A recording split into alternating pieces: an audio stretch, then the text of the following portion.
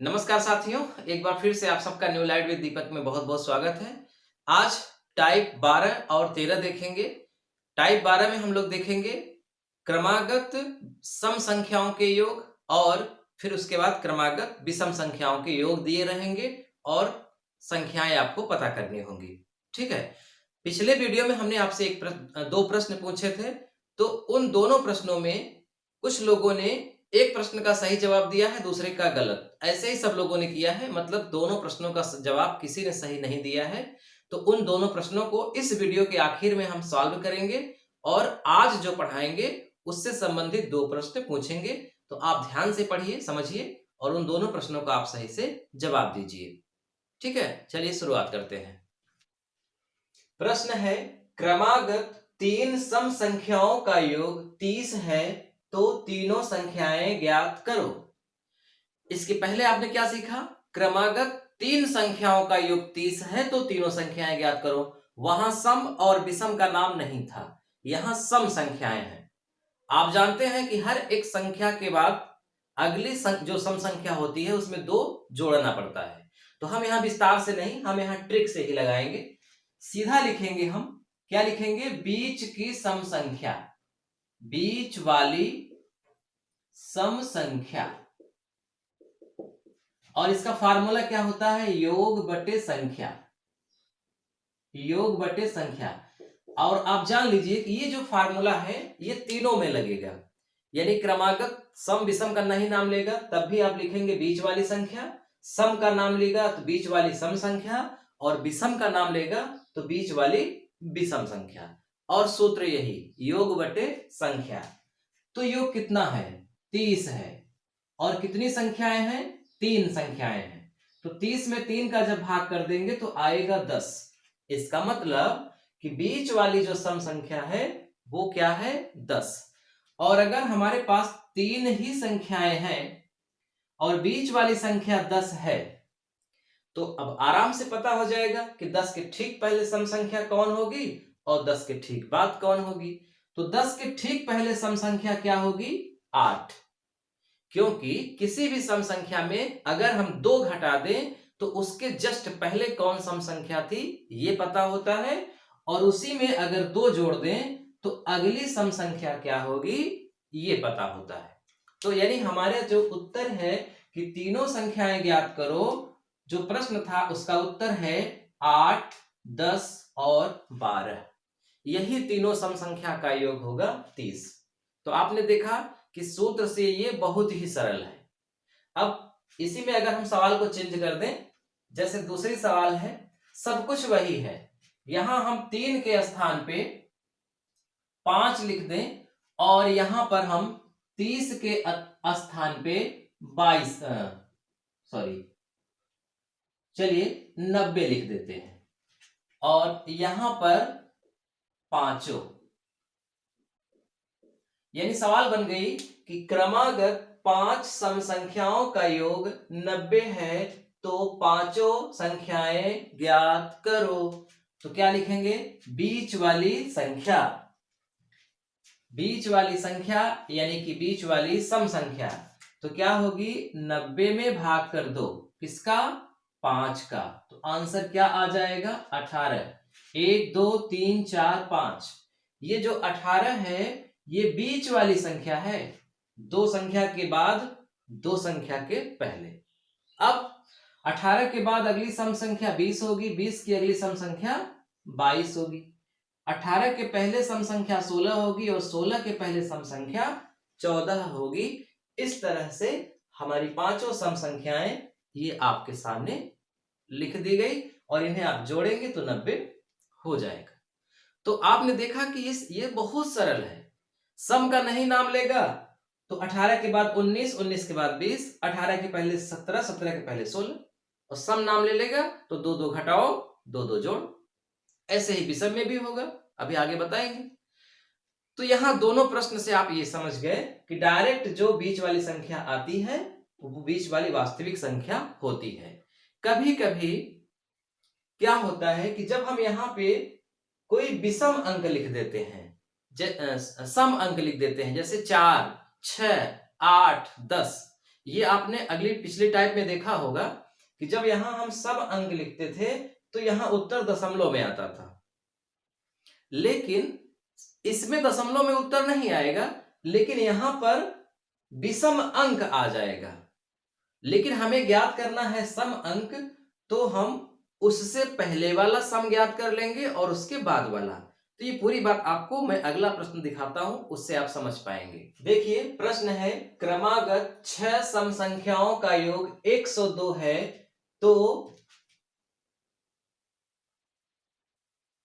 तो सभी संख्याएं ज्ञात करो। ये प्रश्न है।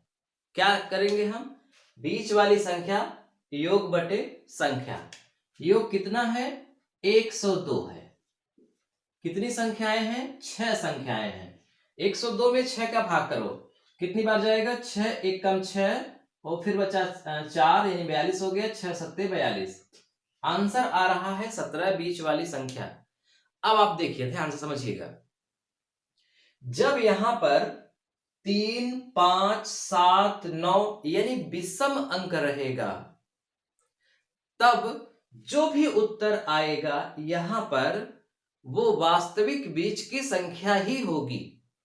लेकिन जब यहां पर 2, 4, 6, 8 यानी कि सम अंक हो जाएगा, तो जो यहां पे उत्तर आएगा वो वास्तविक बीच वाली संख्या नहीं होगी। जब सम विषम का यहां नहीं नाम लेगा, तब यहां दशमलव में उत्तर आएगा, और अगर सम और विषम का नाम ले लेगा तो यहां दशमलव में उत्तर नहीं आएगा, पूरा का पूरा आएगा। फिर भी वो वास्तविक उत्तर बीच का नहीं होगा, क्योंकि अगर 6 संख्याएं हैं तो उनका बीच की संख्या नहीं निकलेगी। देखो 1, 2, 3, 4, 5, 6। अच्छे से समझिए। अब इन 6 बिंदु में मुझे बताइए बीच का बिंदु कौन है? अगर आप इसे लेते हैं कि ये बीच का बिंदु है तो गलत है, क्योंकि इसके ठीक पहले 2 बिंदु, इसके ठीक बाद 3 बिंदु। बीच का मतलब होता है कि जितने इधर उतने ही उधर। अगर आप इसे पकड़ते हो तो भी जो प्रॉब्लम इसके साथ थी वही प्रॉब्लम इसके भी साथ हो जाएगी। इधर 2 हो जाएंगे, इधर 3। तो कहने का मतलब, इसको अच्छे से समझिए, जब यहां पे सम अंक रहेगा ना तो उसका बीच का नहीं निकल पाएगा। जब विषम रहेगा तभी बीच का निकलेगा। जैसे 5 का कह दिया जाए, 1, 2, 3, 4, 5, इसका बीच का कौन है? ये, क्योंकि इसके ठीक पहले 2, इसके ठीक पहले बाद में 2। तो ये हमेशा प्रॉब्लम आपको आएगी तीनों टाइप में। और जब सम अंक यहां पे आ जाए तब आप बीच के लिए इन दोनों को पकड़ लीजिएगा। मान लीजिए कि ये दोनों अंक बीच में हैं और इन दोनों के बीच का उत्तर ये आया है 17। ठीक है? कुल 6 अंक हैं, 1, 2, 3, 4, 5, 6। तो 3 इधर ले लो, 3 इधर ले लो और बीच का 17 रख दो। अब 17 के ठीक पहले सम संख्या 16 होती है, 17 के ठीक बाद सम संख्या 18 होती है। 16 के पहले सम संख्या 14, 14 के पहले सम संख्या 12, 18 के बाद सम संख्या 20, 20 के बाद सम संख्या 22। तो इस तरह से सभी संख्याएं होंगी 12, 14, 16, 18, 20 और 22। समझ में आ रही है बात? 100% समझ में आ गई होगी, मुझे पता है। चलिए एक आध उदाहरण और देख लेते हैं। देखिए चौथा प्रश्न बहुत ही जबरदस्त प्रश्न है। इस तरह के प्रश्न बहुत ज्यादा परीक्षाओं में आते हैं। देखने में थोड़ा सा, पढ़ने में कठिन लगते हैं, लेकिन करने में बहुत सरल है। कैसे? पहले पढ़िए। क्रमागत 20 सम संख्याओं का योग 500 है, तो सबसे छोटी संख्या ज्ञात करो। अब सबसे छोटी ज्ञात करो कहे या सबसे बड़ी ज्ञात करो कहे, कुछ भी कहे, सबसे पहले तो आपको निकालना है बीच वाली संख्या। अब इसके लिए क्या करना होगा?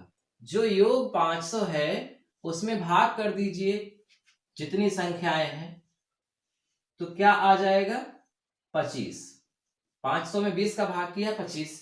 अब बीच की सम संख्या 25 तो होगी नहीं, क्योंकि 25 तो एक विषम संख्या आ गई है। तो इसका मतलब कि 20 संख्याएं जितनी भी हैं उनके एकदम मध्य में जो संख्या होगी वो 25 होगी। 25 के ठीक पहले वाली यानी कि जो 24 होगी। पहले तो आप ये समझिए 20 का मध्य क्या होगा। 20 का मध्य होगा 10 नहीं होगा, न ही 11 होगा, बल्कि 10 और 11 के मध्य का कह सकते हैं। तो इस तरह से 10वीं सम संख्या और 11वीं सम संख्या ही दोनों बीच की संख्याएं होंगी। यानी 10 और 11 आप इन दोनों को कह सकते हो कि ये बीच में है, और 10 और 11 के भी बीच में क्या आया है 25। तो इसका मतलब 25 के ठीक पहले 10वीं संख्या क्या होगी 24, ये सम है, और 25 के बाद 11वीं सम संख्या क्या होगी 26। यानी 25 में 1 घटाया, 25 में 1 जोड़ा, तो क्रमशः 10वीं संख्या और 11वीं संख्या आ गई। समझ पा रहे हैं मैं क्या बता रहा हूं? आप सोच रहे होंगे कि यहां 10 और 11 मैंने आंख बंद करके ऐसे ही अनुमान में कैसे लिख दिया। तो हमने अनुमान में नहीं लिखा है। संख्याएं कुल हैं 20। 20 का आधा करो, कितना होगा 10। 20 का आधा 10 ही होगा ना। तो 10 और 11 इन दोनों को पकड़ लो। इसके ठीक पहले जो अंक होगा वो 10वां होगा, और इसके ठीक बाद जो अंक होगा मतलब सम वाला वो 11वां होगा। प्रैक्टिकल करना चाहें तो कर लीजिए। मैं सबसे छोटी संख्याएं 6 संख्याओं को लेता हूं। 1 2 3 4 5 6 6 संख्याएं हैं। अब अगर कहा जाए कि इनमें मध्य वाली संख्या कौन है, तो आप इन दोनों को पकड़ सकते हो कि नहीं। 3 और 4 दोनों मध्य में हैं, 1 2 5 6 के। तो जब आप इन दोनों को पकड़ लिए तो ये 3 कहां से आया। यहां पे जो लास्ट वाली संख्या 6 है, 6 में अगर आधा कर दो, 2 का भाग कर दो तो 3 आ जाएगा, और फिर 3 के बाद 4। तो इसी तरह से जब यहाँ 20 था तो 20 में हमने 2 का भाग कर दिया तो 10 आ गया, और 10 के बाद 11। तो इस तरह से 10वीं और 11वीं दोनों संख्याएं मध्य में हैं, और इन दोनों के बीच की ये है, इसलिए इसके ठीक पहले वाली 10वीं है, इसके ठीक वाली बात 26वीं है। अब आप समझ गए होंगे। फिर भी नहीं समझ पाए तो कमेंट जरूर करिएगा, मैं आपको और अच्छे से समझाऊंगा अगले वीडियो में। अब प्रश्न यहां पर यह है कि सबसे छोटी संख्या हमें ज्ञात करना है। तो यहां सबसे छोटी का आशय क्या है, पहले आप ये समझिए। सबसे छोटी किसे कहेंगे? इन क्रमागत संख्याओं में जहां से शुरुआत हुई है, यानी कि पहली संख्या, तो पहली संख्या ही सबसे छोटी संख्या होगी। और अगर कहे कि सबसे बड़ी संख्या ज्ञात करो, तो इसका मतलब कि जो क्रमागत सभी संख्याएं हैं सम, उसकी आखिरी संख्या जो भी होगी वो सबसे बड़ी होगी, और बीच वाली संख्या बीच वाली है ही, मध्य की है ही। तो सबसे छोटी का मतलब पहली संख्या ज्ञात करो। अब देखो 10 में कितना घटा दें कि पहली संख्या आ जाए। तो अगर हम यहीं पे लिख देते हैं, 10वीं संख्या में अगर हम 9 घटा दें तो पहली संख्या आ जाएगी। सही बात है ना। या फिर 11वीं संख्या में 11 लिख करके 10 घटाएं तब पहली आएगी, पहली तक पहुंचना है। तो 10 में 9 घटा दिए तो पहली संख्या आ गई। अब देखो 10वीं संख्या है 24। 10वीं संख्या है 24, तो 24 में हम क्या घटाएं? क्या 24 में हम 9 घटाएं? ऐसा नहीं। अगर सम और विषम का नाम न ले और कहे सबसे छोटी या पहली संख्या बताओ, तो जब यहां 10 में 9 घटाए 1 आया, तो यहां भी 24 में 9 घटाते और जो आता वही उत्तर होता। लेकिन जब सम और विषम का नाम ले लेगा, तब आपको जो यहां आपने घटाया है उसका डबल घटाइए, 9 दूनी 18, क्योंकि हर 2 अंक के बाद सम और विषम आता है, इसलिए इसका डबल करेंगे। 9 सम संख्याएं का मतलब 9 दूना 18 अंक हुआ, तो 9 दूना 18, तो 24 में 18 गया कितना हुआ, 14 में 8 गया 6, और एक में एक गया 0, तो 6। इसका मतलब आपका उत्तर होगा 6, यानी कि सबसे छोटी संख्या क्या होगी? 6 होगी। अगर यहीं पे पूछा होता कि सबसे बड़ी संख्या बताओ, तो बड़ी का मतलब अंतिम वाली संख्या, तो 10 में कितना जोड़े कि 20 हो जाए? तो 10 में 10 जोड़ो 20 हो जाए, या 11 में 9 जोड़ो 20 हो जाए? तो 11 में 9 जोड़ने पर भी 20 हो जाएगा। तो यहां पर 9 का मतलब 18, और 11वीं संख्या 26 है, तो 26 में 18, 8 6 14, 2 1 3 1 4, तो सबसे बड़ी संख्या होगी 44। इसका मतलब 6 से लेकर के 44 तक की सभी सम संख्याओं का योग 500 होगा। ठीक है, अब रुकिए यहीं पे, थोड़ी सी मैं बात आपको और अच्छे से समझाता हूं, लेकिन उसके पहले आपसे एक शिकायत है हमारी। कुछ लोगों ने कहा था कि सर इतना स्लो पढ़ाएंगे और आप रेगुलर नहीं पढ़ाएंगे तो सब्जेक्ट कंप्लीट कैसे होगा? तो ये मेरी गलती है, मैं इसे स्वीकार करता हूं कि मैं रेगुलर इस समय नहीं पढ़ा पा रहा हूं, व्यस्तता है, लेकिन जल्द ही रेगुलर हो जाऊंगा। तो इसके लिए मैं आपसे माफी चाहता हूं और मैं अपनी गलती को स्वीकार करता हूं। लेकिन जो दूसरा आप बोलते हैं कि सर इतना स्लो, इतना समझा के, इतना डिटेल में पढ़ाएंगे तो ये तो जल्दी समाप्त ही नहीं होगा, तो ये आप गलत सोचते हैं। देखिए, बार बार पढ़ने से अच्छा है किसी चीज को एक ही बार पढ़ना। अगर आप एक प्रश्न है उसको आप जल्दी से, मतलब 2 सेकंड में आप पढ़ लिए, नहीं समझ पाए, तो फिर से उसको पढ़ेंगे जल्दी से, फिर नहीं समझ पाएंगे, फिर पढ़ेंगे, ऐसे ऐसे 4-5 बार आपको पढ़ना पड़ेगा। और अगर एक बार पढ़ने में मान लीजिए 5 सेकंड लगा और 5 बार आप पढ़े, तो 5 पचे कितना कितना सेकंड हो गया? 25 सेकंड हो गया, और हो सकता है तब भी न समझ पाए।